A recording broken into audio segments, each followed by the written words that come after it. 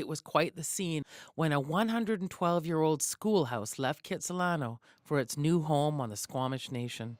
Kwatin kwayach na an cha chow. Eititi choch mahal. The Language Nest, as it's now known, is for learners from babies to 3 years old and their caregivers. We had a chance to visit and meet with the people who make it all work and use their own language every day. Sgsmål, Tinoyab, Nesta and Satalton, Queen Quishamin, Norman Guerrero, Queen Sna, Chinwa, Tzap, Nata, Tinawa, Insech, Nitum Tisnuayat. Good day, my ancestral name is Satalton. My English name is Norman Guerrero. I work for Tinawa Insech, Nitum Tisnuayat, our Language and Cultural Affairs Department, and I am the language manager for our department. Sgsmål, Halat, Queen Quishamin, Kaya Williams, Queen Sna, Tinat Chan, Humulchison, Ochumel, Chinwa, Kukwalo, and Natas, Squamsh, Natat CBC Squamish Chin, Yawan Hot Quins Quachinomiap. Hello, my ancestral name is Halat. My name is Kaya Williams. I come from our Capilano village. I am the Language Nest head teacher, and the nest name is CBC. That means Voices of the Nest.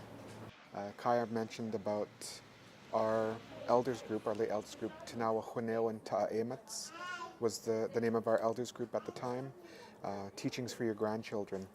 So a group of them, along with our teachers of the past, traveled to Hawaii amongst the startup of our language revitalization movement here in the Squamish Nation, and went to visit neighboring villages and specifically Hawaii and what our Polynesian relatives were up to at that time with their language movement and their well-known language nests that they have there. And it was their hopes and dreams to have something similar to what they had there here for our own people.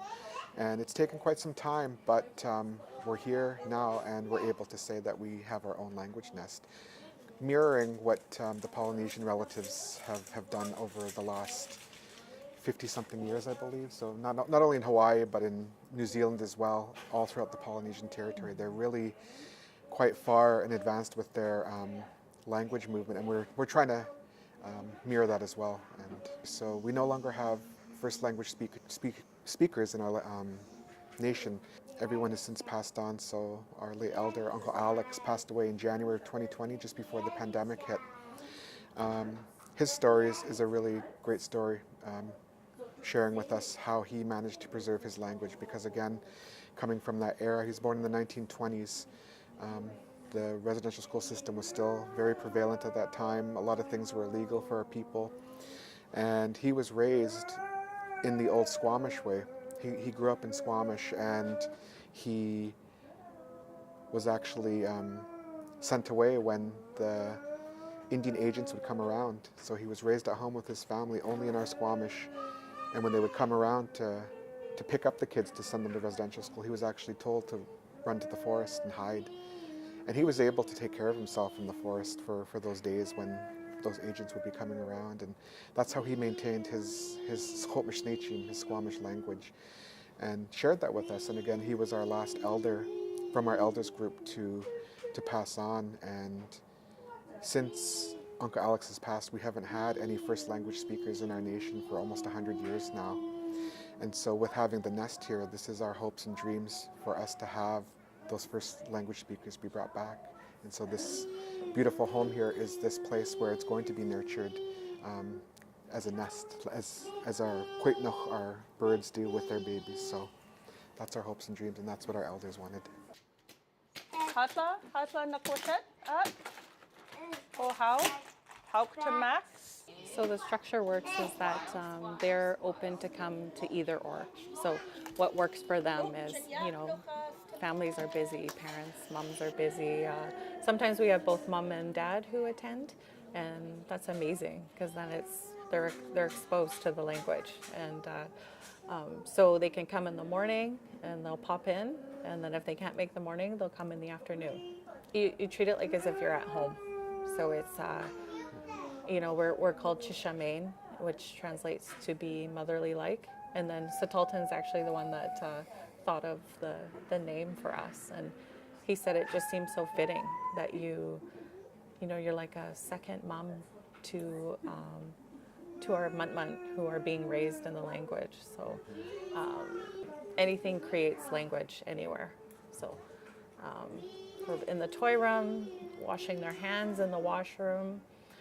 Sometimes they even help gather food that they want to eat. So then we're speaking with the food, like helping us, sitting over at the carpet area, drumming and singing.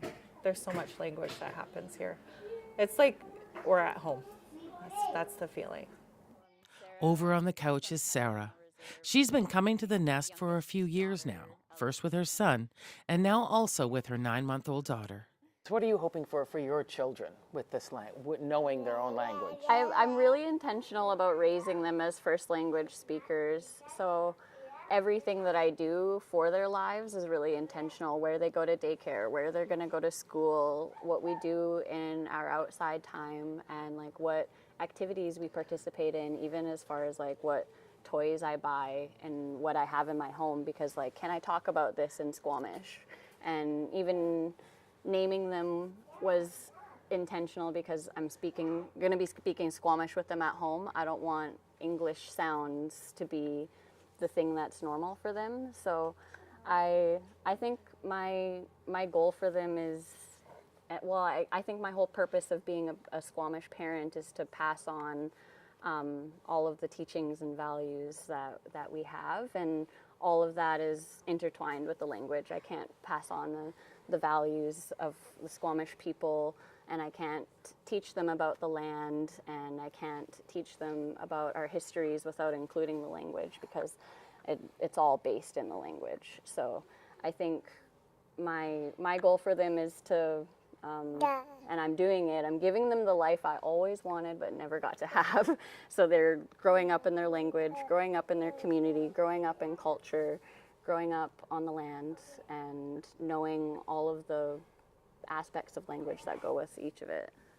The Language Nest is a place of learning. You feel the power and importance in every corner. But it's also a place where children and their caregivers feel welcome and free. The little ones inside have no idea how long it took to get here. I'm Lisa Christiansen in Vancouver.